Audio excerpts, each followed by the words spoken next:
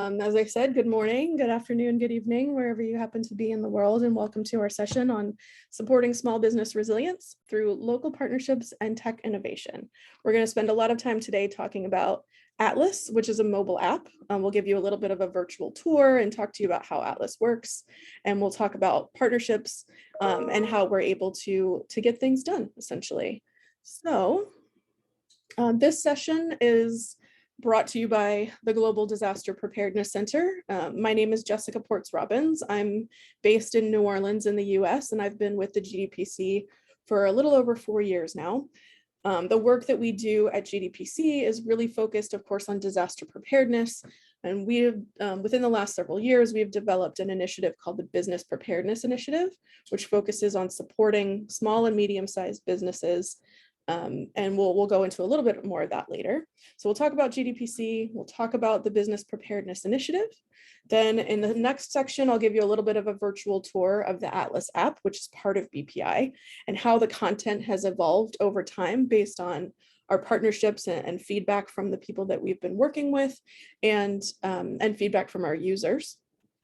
And then in the third part, which is the bulk of it, we're really digging more into our partnerships and local action. A lot of the activities and implementations of Atlas and BPI so far have been in partnership with a local organization of some kind, whether that's a Red Cross or Red Crescent National Society or another entity that's active on the ground in a particular country. So we'll talk about some examples of implementations of BPI to date, and then we'll talk about some of the ones that we have that are current and ongoing, and then opportunities for Red Cross and Red Crescent National Societies to promote small and medium-sized business resilience within their own countries.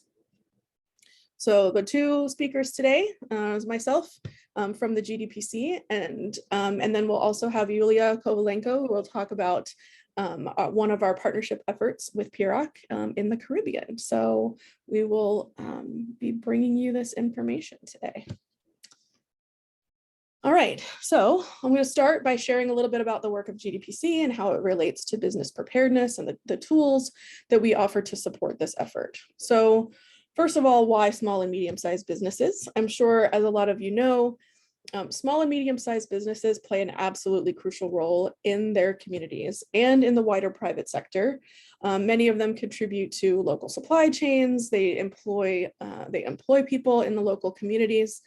They provide resources for people to meet their day-to-day needs, contribute to local business districts, as well as regional and global supply chains. So this makes it that much more important that small businesses be prepared so that they and their local economies can recover more quickly after a disaster. Many small businesses are aware, sort of intuitively, of course, of the importance of being prepared for how disasters might impact their operations, but a lot of times small businesses don't actively plan ahead. This is usually due to a high financial cost or lack of actionable guidance on how to go about planning ahead, in particular for this specific audience, for small and medium businesses. As a result, when disaster strikes, disproportionately small and medium-sized businesses are impacted, and it results in hardships not only for their businesses, but also for the surrounding community. I've put a little QR code here on the slide. If you scan that QR code, it will take you to our Business Preparedness Initiative toolkit on the GDPC website, preparecenter.org. I can also put that in the chat a little bit later on as well. In case you aren't able to scan it, I can just put the link in there. So what is the Business Preparedness Initiative? So the GDPC in 2017 or so started developing the Business Preparedness Initiative, it was originally a partnership with a group called Resilient Organizations based in New Zealand. And we've developed a comprehensive resource guide for our partners wishing to implement some kind of business preparedness activities in their local communities or within their countries. The guide was originally designed for Red Cross or Red Crescent National Societies, but also for other organizations, associations, chambers of commerce, other kinds of networks of businesses to be able to implement. The guide was designed to support all of these different groups to develop their own programs to support the local business community. It contains a lot of links to relevant resources, ideas for customizing at a level that suits the intended audience. As part of this, we have two major components that we talk about. One of them is in-person workshops. We have something called Workshop in a Box. So we provide templates, posters, curricula, facilitator notes, all sorts of information so that the local partner, such as the National Society, can conduct a workshop right out of the box. So just by using the tools in this toolkit. And they can use that to do a half-day session with their local business communities.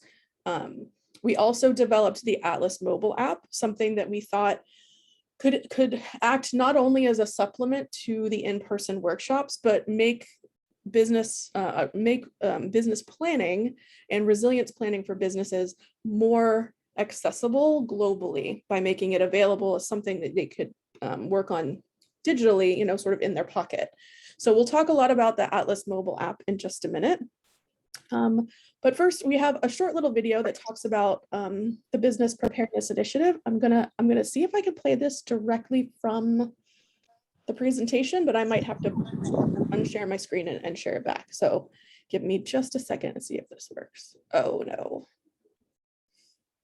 All right. I'm gonna have to stop share and reshare.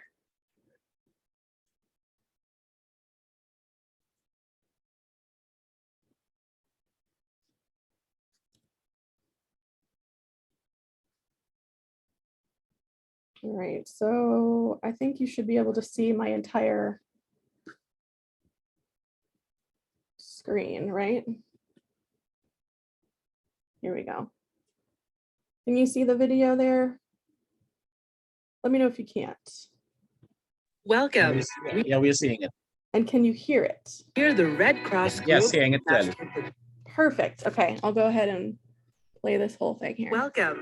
We are the Red Cross Global Disaster Preparedness Center, here to introduce our Business Preparedness Initiative, or BPI. BPI is a suite of tools to help you support micro, small, and medium-sized businesses to prepare for disasters. With the free mobile app and package of workshop resources, you can support businesses in your community to be ready and resilient.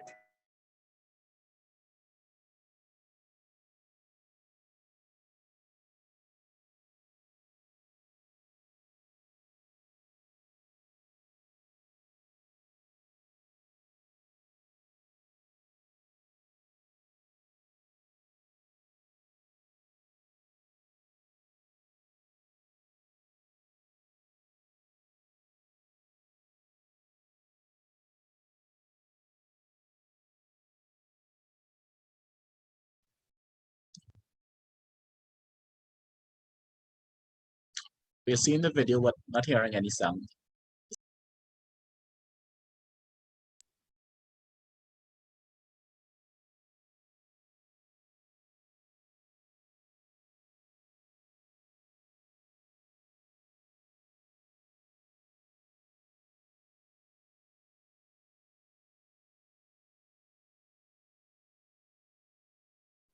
Can't hear you, Jessica, sorry.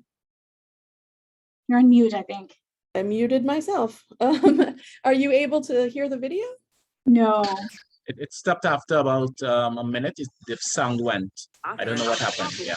I see. I think I know what happened.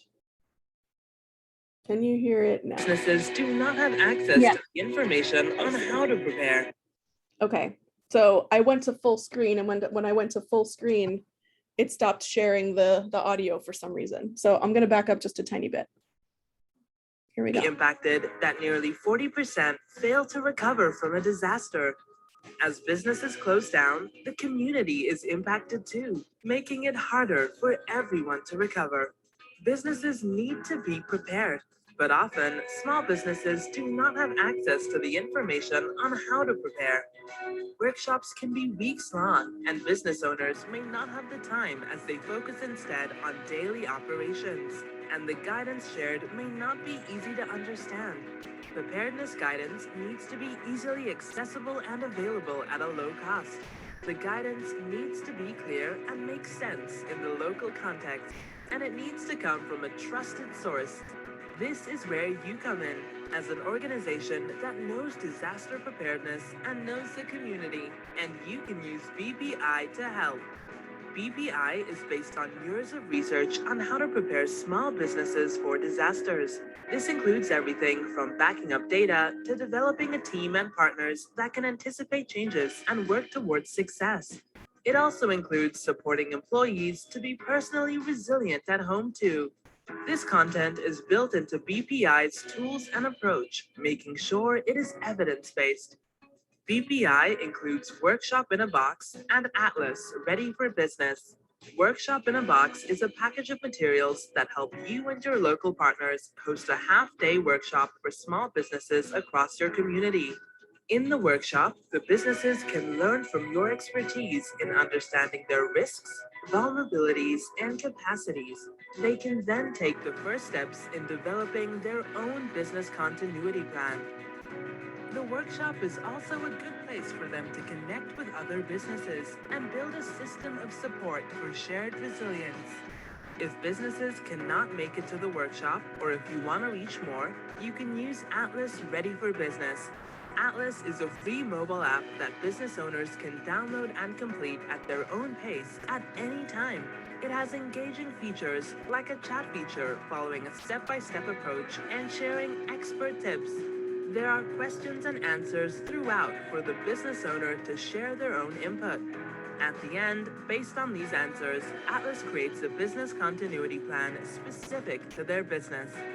It can be shared and tested with their employees to put planning into action. Key to BPI's success will be partnerships such as the Chamber of Commerce and trade organizations. By working together with your partners, you can co-host workshops in the community, co-adapt Atlas to have more contextual content, and jointly market the tools to reach even more businesses. BPI is available in 18 languages, with more languages to come. National Red Cross and Red Crescent societies and their partners are using it to prepare businesses worldwide, and you can too. You have a valuable role to play by knowing the importance of disaster preparedness and knowing your communities. By using BPI, you can help businesses plan ahead. Join today by visiting the BPI Toolkit at preparecenter.org. You can also reach out to GDPC at redcross.org to learn more. Together, we can support business resilience so that communities can be resilient too. Okay, sorry for the little bit of a glitch there. I'm gonna go ahead and pause my share for a second. There we go.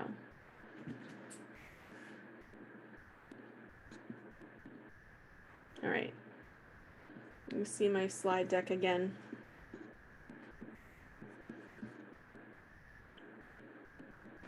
Okay, so I'm going to go a little bit more into detail about Atlas specifically, because with this tech innovation, we're really able to make a lot of choices about the kind of content that we're sharing, and the customization of it is really powerful, which allows us to leverage and make the most of the partnerships that we do have by understanding the expertise of our partners and using that to develop more content for our users based on their needs and their specific context.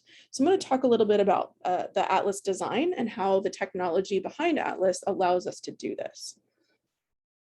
So Atlas has a very adaptable design. So it was from the very start, we wanted it to be flexible. We wanted it to be customizable to each individual user's particular needs when it came to disaster resilience, recognizing that there are a lot of different contexts that people live in around the world. We all face different types of hazards. We all live in different places. We all have different communities. There are a lot of things that provide that context. We want the users to be able to build their business continuity plan within that context. So We can add new and supplemental content at any time by adding additional modules. And I'll show you how that works in just a minute. And we are able to route our users through the app using something called visibility logic. It allows them to be shown or hidden certain content based on selections that they make, inputs that they put within the app, such as an answer to a question or the country that they live in or the sector in which their business operates. So briefly, I know this is might be a little bit hard to see because it's a lot of content on one page. But this is the basic structure of Atlas, the app. It has two introductory pieces there at the front. The blue ones, we have a business profile, which is the first thing that the user has to do when they come into the app is complete this. Sorry, Jessica, we're not seeing the slide that you're talking about, I think. Are you seeing that something says dashboard? No. All right, let me try again.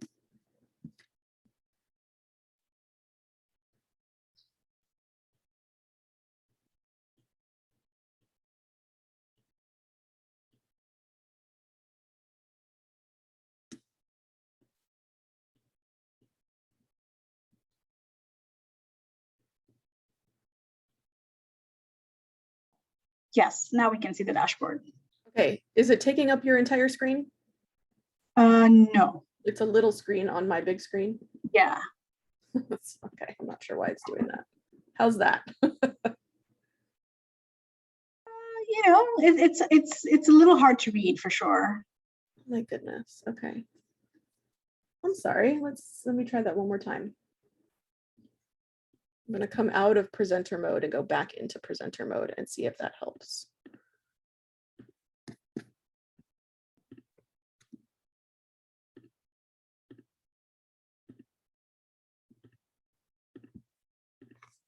How's that? Yes, much better. Okay, there we go. I was clicking in and out of things too much and it ended up messing up with my view. Okay, so this is the dashboard. This is the content that pretty much all users will see. So the two little boxes that are blue up in the top represent the business profile and the introductory assessment. Then each level, there are 4 core levels of the app. Each one of them is built of 5. There are 4 levels within the app. Each one is built of 5 core modules. Those modules are the same for every level, and the content builds on itself. So what you learn in the operational readiness module in level 1 helps you to answer questions and to build on that information in operational readiness in level 2 and so on. So there's a simple, really sequential structure to the app, promoting building of confidence, building of skills, building of knowledge as the user works their way through the app. So let's see. The business profile is the first thing that the user fills out at the beginning. This is actually something that came out of the pilot that we did originally with small businesses in New Zealand. Originally, we did not have this business profile, but it came about that we needed a way for users to be able to do some of these inputs to customize the content for them better. So we created a very short module at the beginning that we call the business profile, where each user selects the location that they're in, just the country, the number of employees they have. If they're sole entrepreneurship, they just select 1 as themselves as an employee. They select what sector of work they operate in, and then that also goes into subsector. And they answer whether or not they already have some kind of business continuity plan, whether it's of good quality or whether it's up to date. But the key thing is that their responses to these questions can be used to direct them to content later on.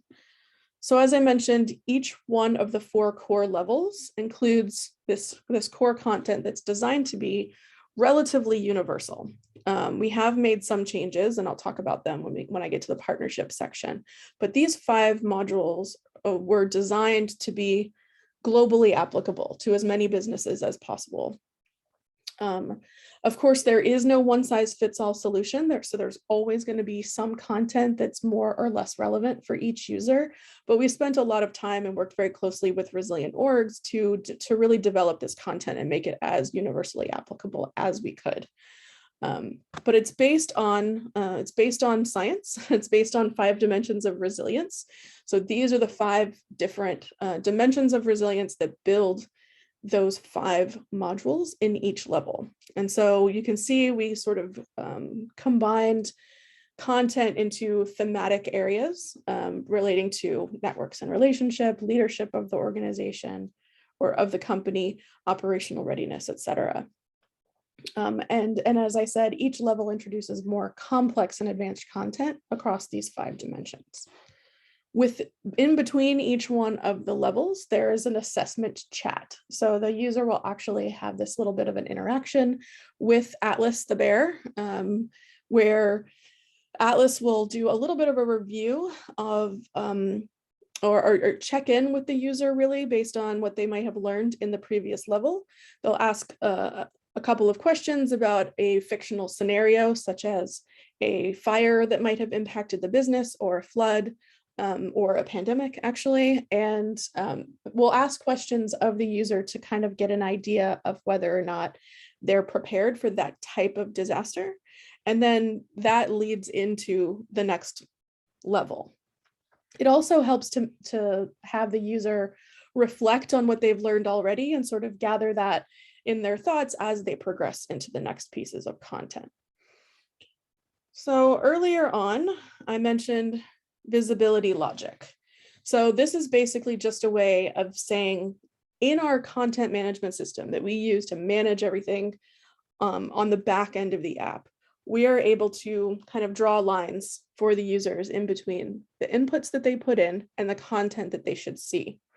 So a lot of that visibility logic is based on their inputs in the business profile. So if the user puts in that they have 10 employees or 50 employees, maybe 50 is a bad example, 5 employees or 20 employees, some of the content that they see might need to be tailored to that size of business. So we're able to use that input that they do in the business profile to show them content that's appropriate for that size business later on in the app. Similarly, so in addition to those kind of criteria that they fill out in the business profile, we can also use their answers to individual questions to help show them additional content. So for example, you could see here, there's a question that's posed to the business owner. Depending on which of the 2 answers they select, they will see one page or another that follows up on their response to that question. So we're not only showing them custom content based on the criteria of their business, but we're also able to show them different content based on their responses to individual questions, which is incredibly useful to customize the app as much as possible based on what the business owners are already knowledgeable about and already able to do and what they might need to work on and improve. Here's a quick example also of how the user flows work using visibility logic. So for example, in level 2, in the module leadership and culture, there's a question asking the user, what are the top 5 crises that you might face? And it's based on what they think they might be exposed to based on their geography or whatever they might be most worried about. If the user selects weather-related disaster, they will automatically be shown a climate change module later on in the app. If they select pandemic, then they'll be shown the epidemics module later on in the app. And this is all accomplished through that visibility logic that I'm talking about. So that brings me to, I mentioned level 5 in this slide. So level 5 is essentially our final level of the app at the moment, where we are able to really dig deep into specific concerns that our users might have. After they've mastered the content in the first 4 core modules, then we open up level 5. And in level 5, we build on all of that core understanding and the core business continuity plan that they've created. And we're able to build out additional pieces based on very specific things that business and that user are concerned about. whether it's based on the impacts of climate change, whether it's based on concerns about a global pandemic or terrorism or any of these other types of crises. Maybe it's based on their location. So we might have individual modules focused on different countries. In partnership with our local organizations, we'll develop country-specific modules. We can also add sector-specific modules. So if we want to have something for retail operations or for manufacturing or agriculture, we can create these customized modules and put them in level 5, and it will all build on that core competency that the users have developed through the first 4 modules. So that's how the Atlas app works. I'm going to pull up the chat, but also invite anyone who might have questions before I go into the next section to ask any questions about the app and how it works. Yes, Anthony. Yes, hi, very interesting. I just wanted to know that you cannot skip modules, right? You cannot like decide you want to see what's in module 3 if you're in module 1. Sort of. So kind of. It's the difference between modules and levels. You can't see what's in the next level. So let me pop back to this diagram of the dashboard just to illustrate what I'm talking about.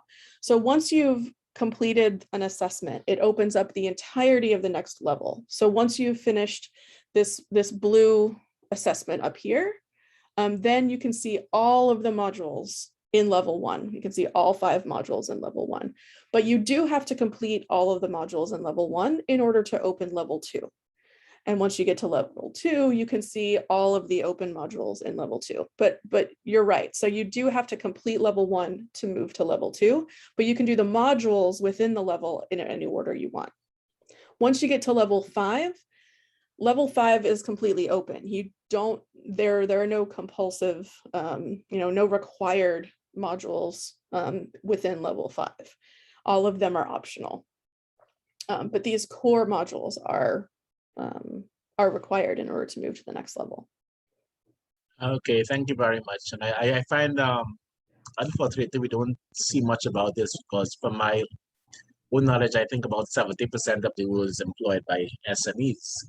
Right. So this is certainly very critical. So yeah, well, yeah, thank you. And when I talk about partnerships in a minute, I'll talk about modifications that we've made in this core content path. So I'll come back to that in a minute. Does anyone else have a question?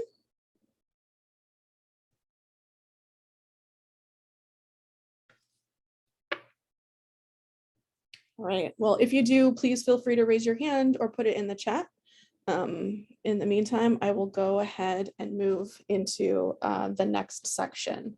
So really key, there's only so much of this that's capable or that's possible to do from a centralized location like GDPC. So we're able to work intensely with our mobile developers to support the technology, to support operating system updates, to make sure that the content management system is working correctly, that the visibility logic is working correctly, to make enhancements to the app, to add new content. We're able to do all of that from here, but we're not able to, but we rely very heavily on our partners to actually bring the Business Preparedness Initiative and even share Atlas with their local communities. We also very much rely on our local partners to help us develop additional content, which is absolutely key because, as I said earlier, we really want Business Preparedness Initiative and Atlas to be as specifically helpful as possible to individual users. We really want this to be a relevant tool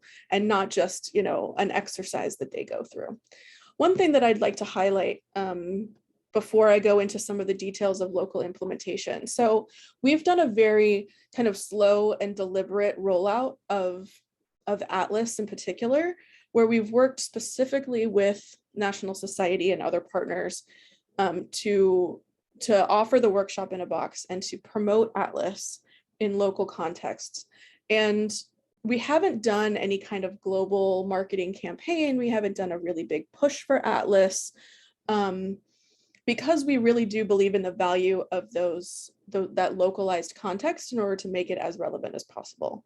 So what that means in terms of the number of people who use Atlas is it's actually relatively, for a global app, we have a relatively small user base. However, one of the things that's important to acknowledge about this small user base is that it's heavily engaged. So we may have, for example, one of the early partnerships that we did, and I'll actually pop over here to local implementation because I'm talking about Uganda. So one of the early implementations that we did was with the Ugandan Red Cross Society. I think over the course of that project, we had somewhere in the neighborhood of 400 downloads within that local community, which is great. That's 400 people that are, in Kampala who are downloading this app and making use of it. 400 isn't a huge number when you're thinking of a global app, but what we're able to see from the app analytics is that those 400 people were actually really engaged with the app. So we're able to see in our analytics the path. It doesn't collect any personal information from the user, so we don't know who they are. The information they put into the business profile, the answers that they put into the app, we don't collect any of that. We can't see any of that. All we can see is user behavior. So we can see where they're clicking, we can see what levels they're completing, and we can see roughly their geographic location based on where they downloaded the app. So we're able to look at the data from Uganda and see of those, say, 400 downloads in Uganda, from the number of downloads, what percentage of them completed the business profile and moved on to level 1? And then what percentage of that completed level 1 and moved on to level 2, et cetera. And what we're seeing is a very shallow drop-off. So of the 400 downloads, we had more than 350 of them engaging with the app, which is kind of amazing. I'm sure I'm not the only one here who downloads apps all the time that seem like they're interesting and they might be, either useful or entertaining, and then I never open them again and eventually end up deleting them. So having that high level of engagement is good to start with. On top of that, we're able to see, as I said, who completes the next level.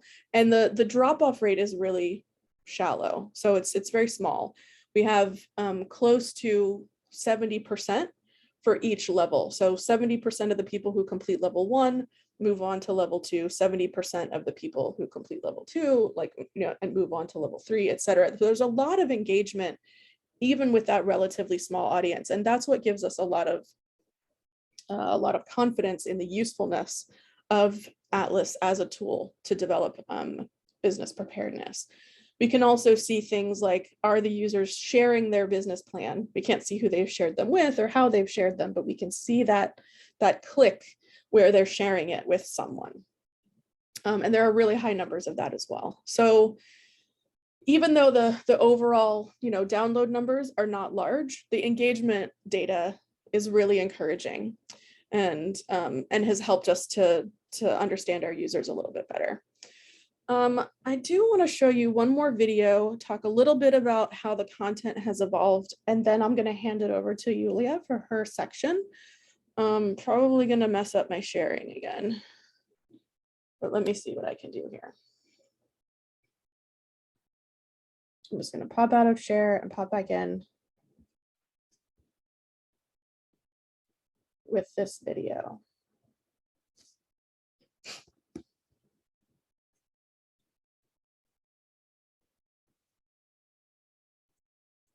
All right, so share my screen over here, close this, and please raise your hand or let me know if you can't hear it when I press play. Crikey, I can't even hear it.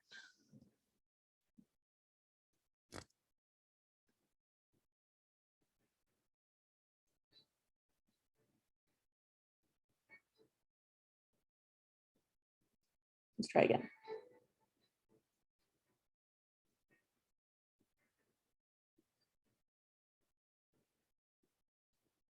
Oh, there we go. I just jumped the gun.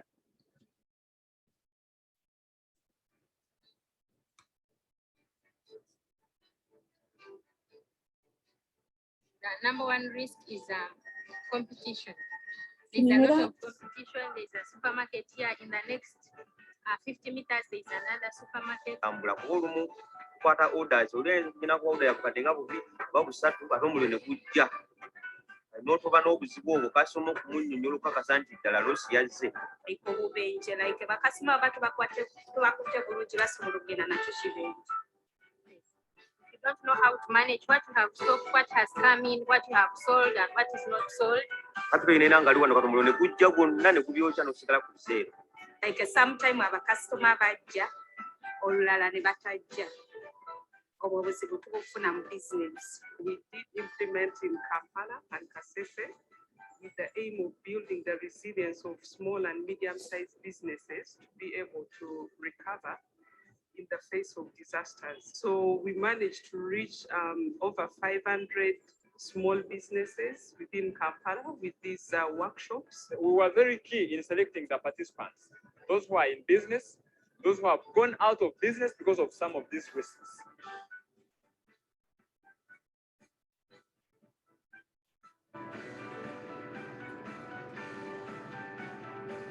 Abalodi Bruce bajja ng'akabenje k'omuliro ako kazze ne tubannyonnyola ne bamanya obuzibu kwe bwava ne batusomesa engeri gye tuyinza okuvundukamu ebimu ku bizibu ebyo zirabanga nga bikomyewo. Ne bansomesa ne baŋŋamba omuliro guyinza okukwata mu bizinensi obo nabo gubenje. When there's political turmoil like in the city here, people will either cross their shop, but if they don't cross their shops can be looted, can be. But the measures that the BPI was bringing on board, where you can even every monitor your business risk management using the app, it is far different from how we were handling it. To teach them how to develop the business preparedness plans, and then using the Atlas, which is an app that was developed to assist them to go through the steps for developing a plan. We would take them through and give them practical assistance to use that app to develop individual plans, contingency plans. Baba njagala app eya kirasi eyo esobole okuyambibwa singa kiba nga kikomyewo yadde enjawo omuliro. So even before I bring an insurance company to an individual, they are already monitoring their business, how they are working.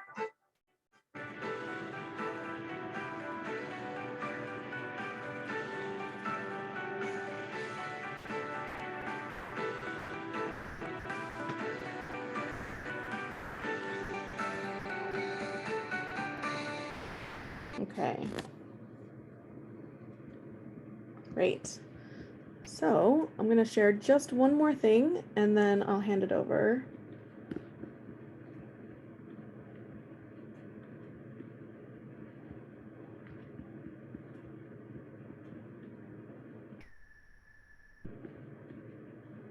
Okay.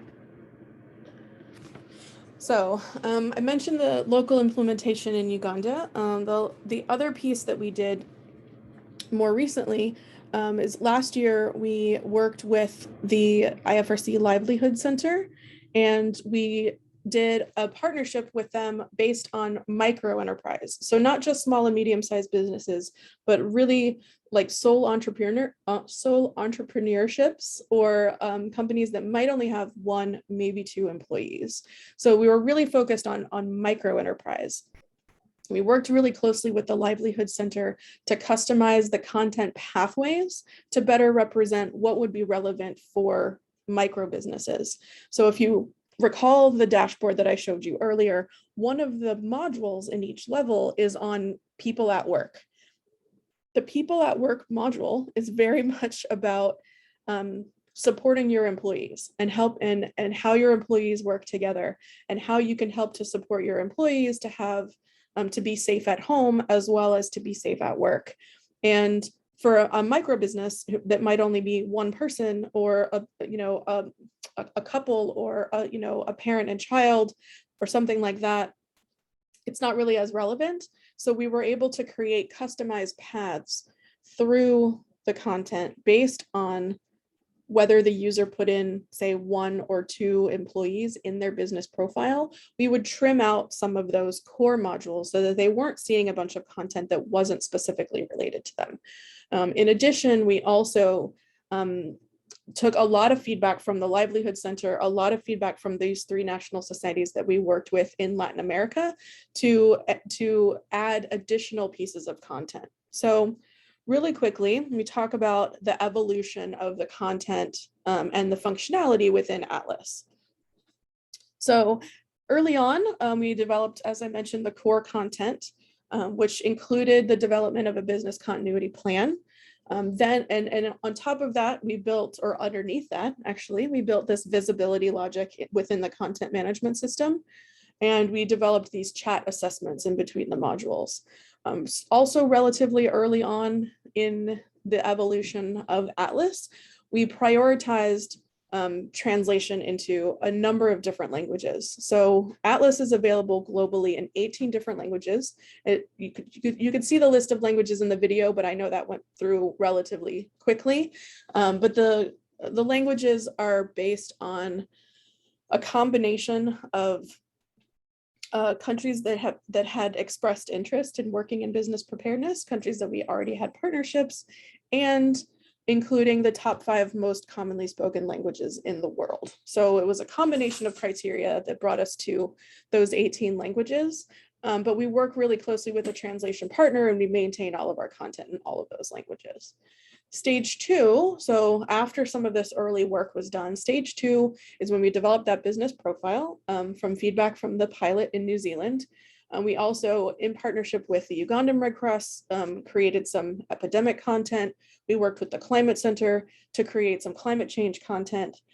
We customized the ability for each individual Red Cross and Red Crescent National Society to include information about their national society in the information section of the app so that users can connect with their local national societies for more information and for support.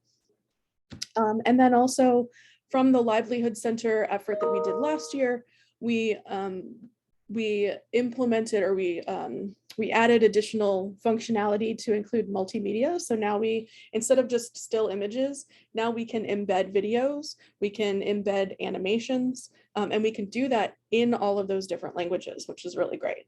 And then stage 3, which is what we're in right now, includes the effort we're working on to generate a risk assessment. It's something that we've gotten some demand for, and we've heard this from the field, and Yulia will talk about this a little bit more.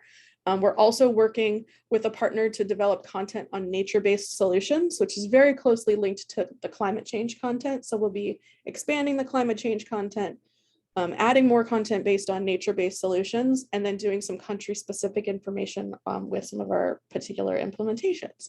So it's been very exciting. We have a really small team at GDPC working on BPI. There's just 2 of us, but the work that we do with our partners, it really helps to make it successful. So I'm going to stop sharing now, and I'm going to hand it over to Yulia, and she will talk about. Oh, actually, I should keep sharing because I have your slides in here. I'm sorry. Yeah, please. It's been a long day. It's only 1:30, and I've been going since 5:30 a.m. So. All right, Thank you, Jessica. Excellent. All right, here we go. Just let me know when to advance. Yes. Okay. So good afternoon, good evening, I think, for most of the participants.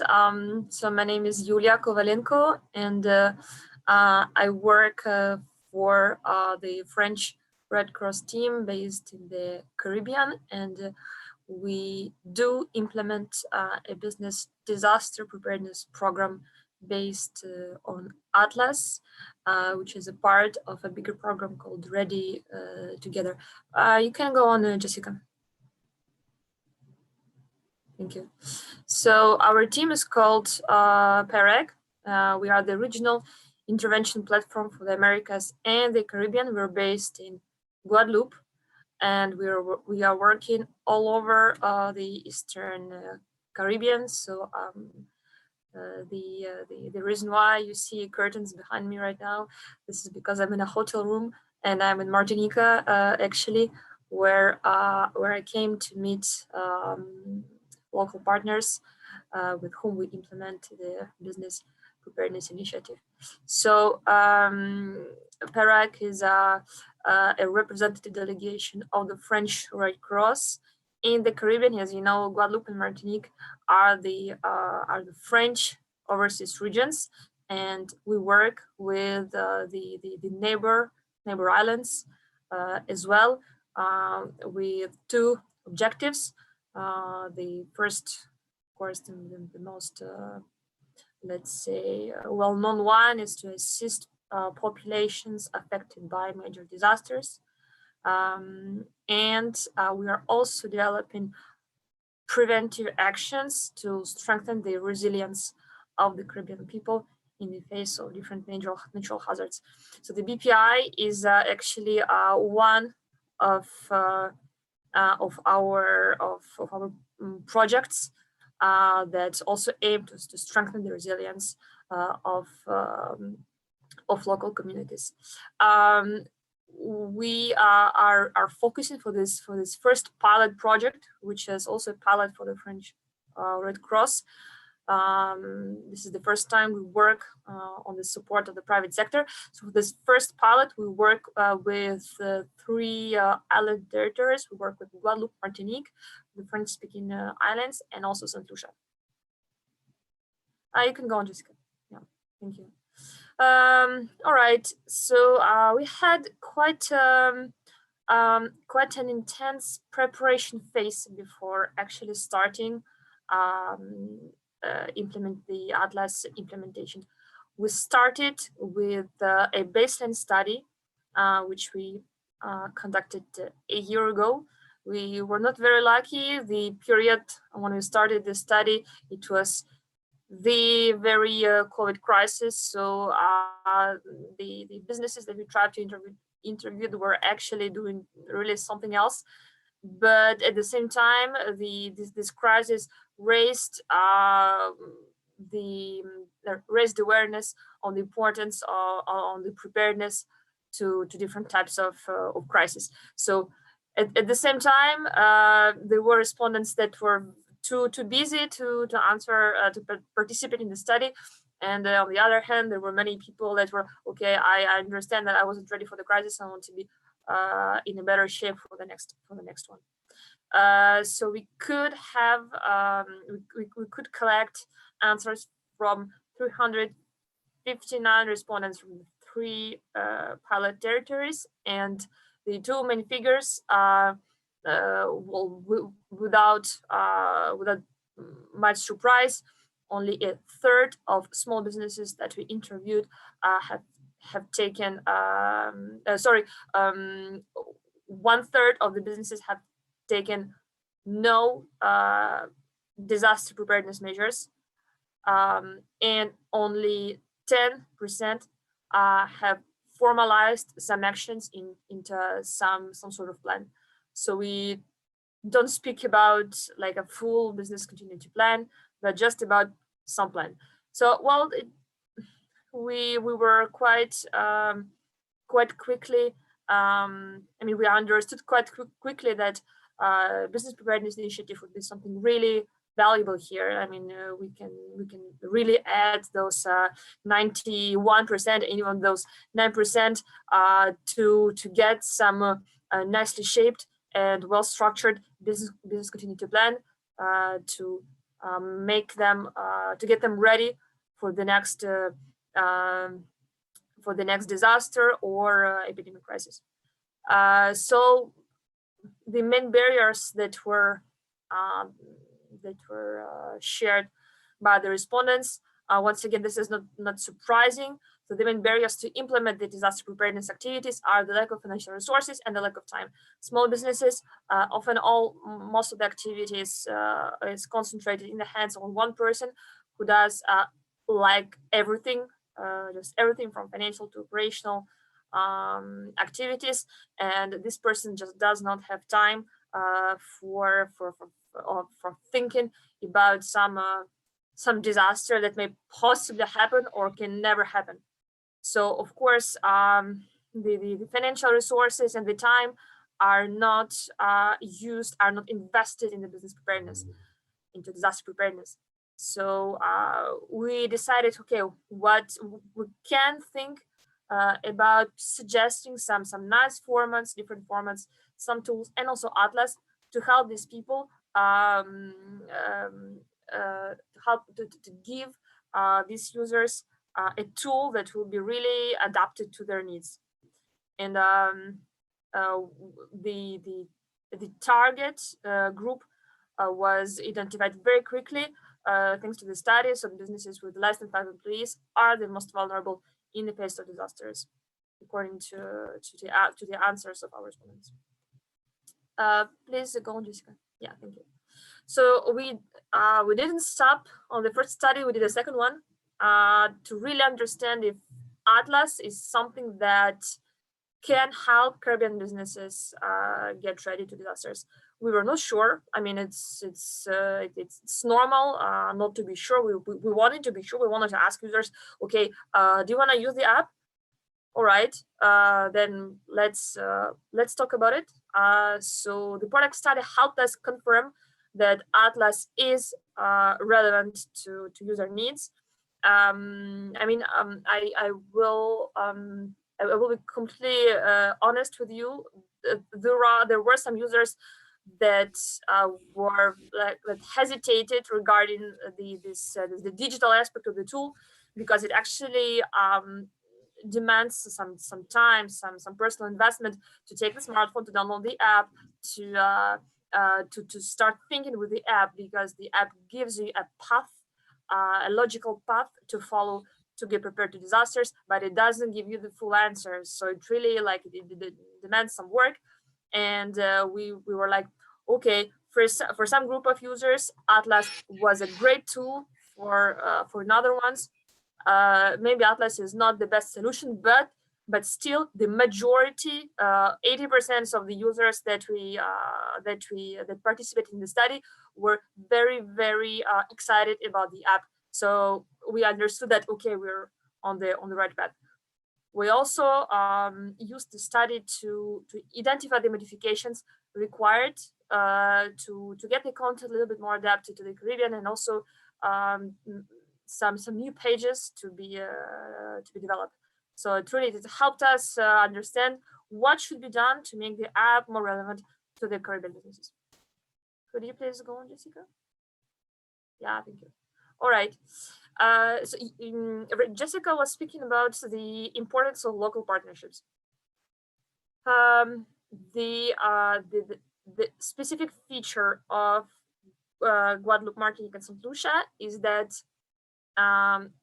we already have here a strong ecosystem of business support players. So we have the chambers of commerce, we have different business support associations that work in different sectors. We have, for example, different associations working with the tourism and hospitality sector. We already have organizations here that work with businesses on a daily basis. With the French Red Cross, we don't. I mean, this is not our target. Our main target audience. We don't know how to approach them, how to deal with them. So we decided to establish operational partnerships with as many business support players as we can on the 3 territories. So the very first one was the local chambers of commerce, and we have per territory we have from 5 to 7, I think, active partners that think with us, that on whom we rely to develop new content, and on whom we also rely to spread the news about Atlas within their networks. So for us, it was very, very important to create this participative approach, to make sure that at the moment when the French Red Cross, let's say, ends the Atlas project, because this is something that, I mean, depending on the scale that you wanna give to this project, Business Preparedness Initiative can become quite time consuming. So for example, me, I'm business preparedness officer in Perak, and part of like a large part of my time is actually working on Atlas and on rolling out Atlas. Maybe at some point, at some moment, we won't be able to dedicate as much time as we do now to Atlas. But if local business support players are engaged with us, if they support us, if they know the application, if they have all the promotional materials, then they will able to ensure the sustainability of these actions. So this is like the very the heart of what we are trying to achieve here, is to convince local business support players that Atlas and also other tools that we're working on are relevant, are interesting to businesses. We give the tools to them, and then they roll them out within their business communities. So I think I will go on the next slide. Yeah, thank you, Jessica. So the step number 4, and we are in it right now with on a daily basis with Jessica and on the GDPC team. So I will not present all the content content modifications that we suggested to Jessica. There was a number of them. I will just cite maybe the most important ones. So the first one was to really focus on the micro business flow, to keep it micro business flow. This is the path created for very small businesses, because here in the Caribbean, less than 90% of businesses are businesses with less than 5 employees. So for them, the micro business flow adapted to teams with less than 5 employees is really relevant. So the second group of modifications is to really focus on the Caribbean-related hazards, and we will reflect them in, for example, level 5 in the scenarios. So we have here, of course, very intensive hurricane season. We have the risks of earthquakes. We have the risk of volcanic eruption. We have the sargassum. We have also the tsunami risks. Really many of them, and we try to reflect all of them in Atlas. We also developed some new pages, which will be hopefully embedded to Atlas thanks to this new visibility logic that you presented, Jessica. So we developed new content, new pages more relevant to the local businesses, which, to be totally honest, they are relevant to my, really in my mind, they may be relevant for businesses globally. Like, for example, we thought about some new pages on the logistic constraints, which are more, which are stronger here on in island economies than anywhere else. But these logistic constraints, they may actually appear in any country. So we're also thinking about implementing the content thought for the Caribbean in the beginning, to implement it like in all Atlas versions. And there is also one piece of content that I didn't mention here, is a new model on the disaster risk assessment that we're developing with Jessica, which will really be a global one, so not related to the Caribbean, but just something that we really think it would be relevant, and we are totally on the same line here with Jessica, with the GDPC team. Okay, thank you. So the step 5 is also something that we've already started. I created this slide, just wanting to let you know that Atlas is a part of the solution, but it's not the solution itself. Atlas, at least the way I see it, is it's a great digital guide that really brings the user through the methodology of business resilience. It cannot, at least for now, it cannot give all answers. It cannot, for example, answer the question on how to prepare my business to volcanic eruption. I mean, we're going to work on the scenario specific to the volcanic risks. But meanwhile, and this is also, I mean, it's up to all Red Cross societies. We also we can also add different new formats to this very digital format. We can also add our knowledge of local risks in the forms of workshop, for example, and make and create a really new service offer to businesses.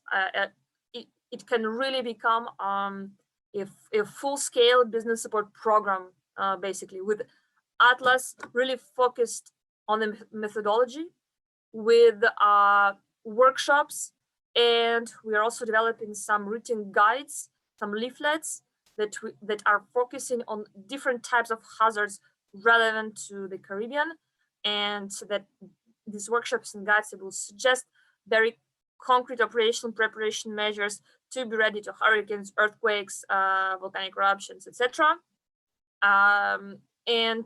We're also working on we'll see the way it's going to work. We'd like to select a pool of 12 business preparedness ambassadors. So there will be 4 of them per island. Some business, like small businesses, leaders in their maybe not in their market sector, but in their business communities, which are motivated, which are convinced that business preparedness to disasters is a key to the resilience of societies, and that are ready to share some knowledge with their communities. So what we're gonna do, we're gonna invest in them. I mean, invest with consulting, with time, and we're gonna give them like a more details on what the business preparedness can be, and we will count on them to diffuse this knowledge in their communities. So with Atlas from one side, with this community approach on the other side, and also the hazard-related workshops and guides, we really hope to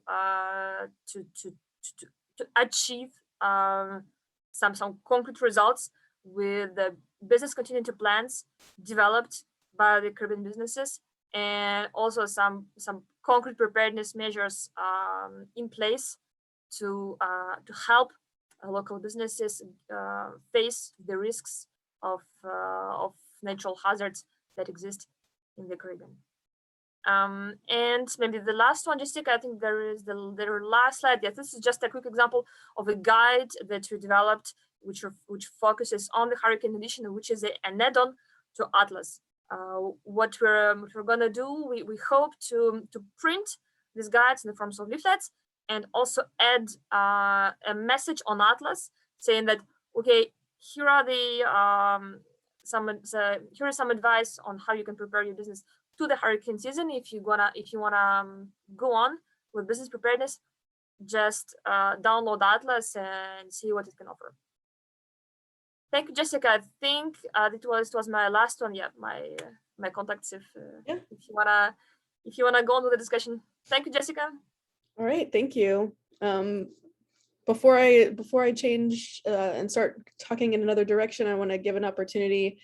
First of all, say thank you, Yulia, for sharing this information. It's been so fascinating working with you. It's been like one of my favorite partnerships, honestly, which is why I invited you to come today, because I feel like the information that you've been getting from the local business community and really being thoughtful about the responses that you get and how we could turn that into tangible improvements for the app that can then turn around and support the work that you're doing. It's been really great. And we're really, it helps us to leverage what Atlas can do, I think, but also continuously improve it, which I'm super excited about. So I really appreciate the work that you're doing. And I thank you for joining us today. I want to open it up and see if anyone has any specific questions or relating to this effort with Perak in the Caribbean. I'd like to give an opportunity for anyone to ask questions now before I move on to the last piece. So feel free to put your questions in the chat or raise your hand. I know we've been sharing a lot of information so far. And you're welcome to follow up with either one of us following the session, of course.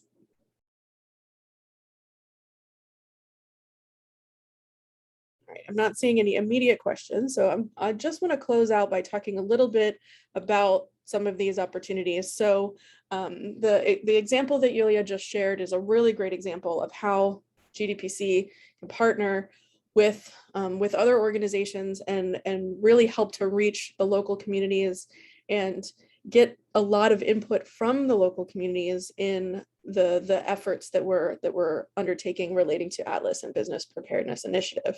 So there are a number of different ways that we can go about this. One of the things that I certainly invite is anyone who's joined the call, if you are interested in talking more about the potential for a partnership, absolutely reach out to us.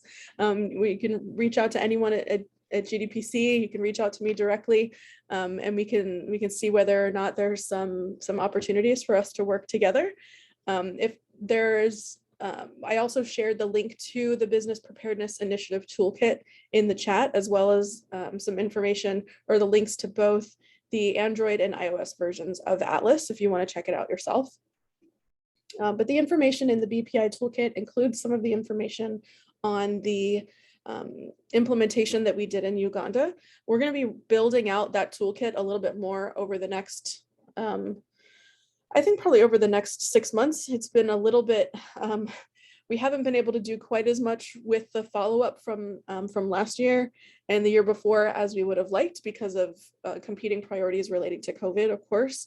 But one of the things that we're working on now is doing a follow-up with the Uganda team to see whether or not, basically to see whether or not we can reach out to the individuals that participated in that program and see where they are now, see whether or not Atlas has had a positive effect on their preparedness for their business. In particular, because we talked about during that project, we talked specifically about pandemic preparedness or epidemic preparedness. We weren't talking about pandemic, we were talking about epidemic.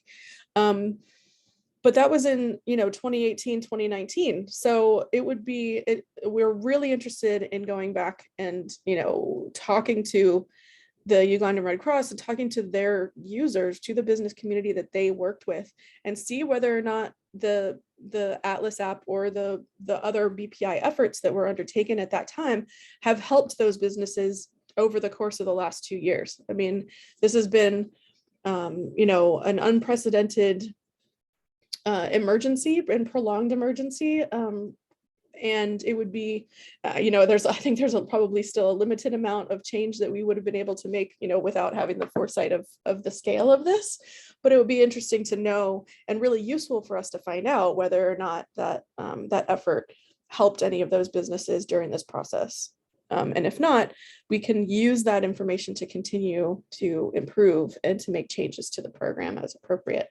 But I spoke a lot earlier about how the content can be customized, how content can be added and adapted. And we're definitely actively looking for partners, both national society partners, private sector partners, and other NGO partners to work on additional functionality, additional partnerships, local implementations, and additional content development for BPI and for Atlas. We have one coming up within the next year or so. We've already started talking about it, but it hasn't officially started yet. But we're working with the Nature Conservancy, and we'll be developing some global content in the Atlas app relating to nature-based solutions and focused on linking that to climate change. And we'll also be doing a specific implementation of that with the Red Cross Society in Indonesia, with PMI. And so we'll be adding some country level specific information as well. So we'll be adding the nature-based solution content, and we'll be adding some Indonesian specific content. And that'll be happening over the course of the next 6 to 12 months or so. So I'm going to go ahead and stop there and give the opportunity for any of you to ask questions about anything that we've spoken about today. put our website up here and our general email address in case you want to reach out to us. I'll also put my email address in the chat. I think it's also available on the PlanetRed page for the event, but I'll put it there in the chat in case anybody wants that. So are there any questions or anything that anyone would like to discuss before we close for the day?